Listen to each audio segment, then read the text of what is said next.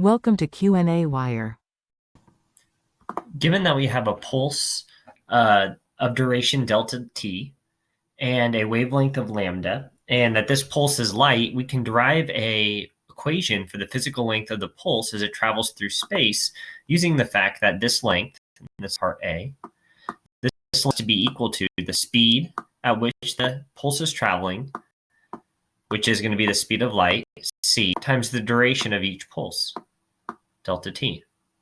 Since distance is velocity times time, ours is c times delta t for the length.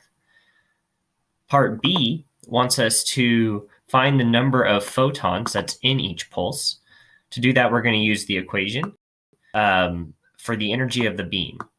So energy of the beam is just going to be equal to hc over lambda, since that's the energy of the photon. So the energy of the entire pulse is going to be equal to the number of photons times energy of a single photon, hc over lambda. H is speed c of light, and lambda is the wavelength of each pulse. So now we just rearrange this to solve for n, and we find that n is equal to e lambda divided by c.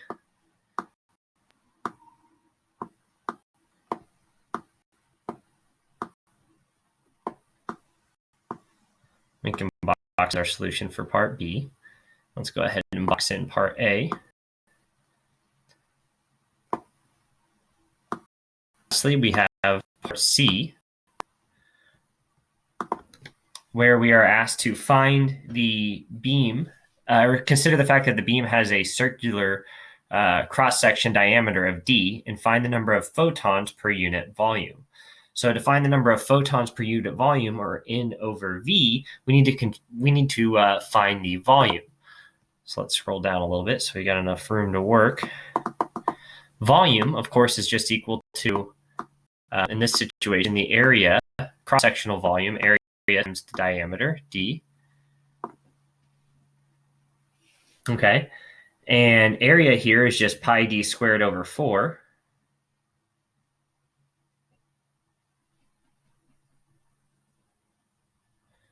Oh, and this is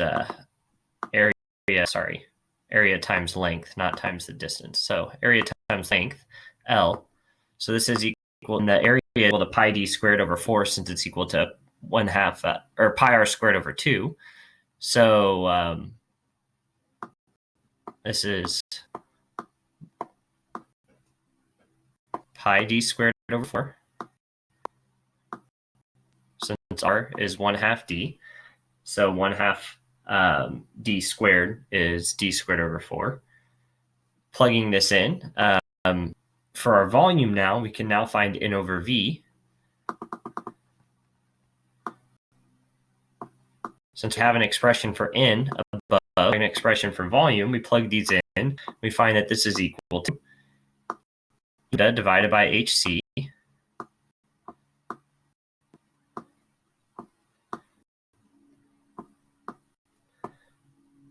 divided by v. So we can just invert the equation for b, or for v.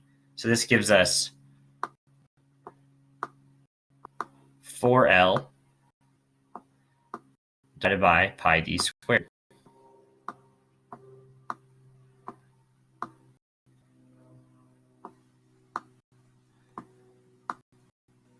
So you could further simplify this by plugging in our equation for L, but we're just going to leave it here and box this in as our solution to the question.